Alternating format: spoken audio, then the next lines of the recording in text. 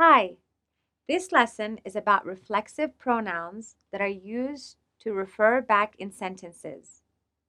Reflexive pronouns are myself, himself, herself, itself, themselves, ourselves, and yourself and yourselves. Look at these sentences. They came up with the ideas themselves.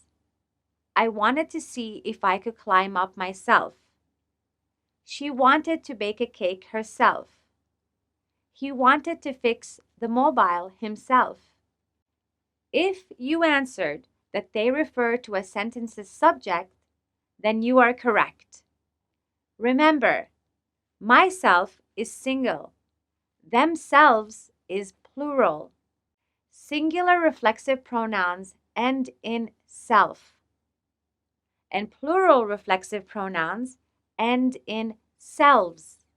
Now, can you complete the table?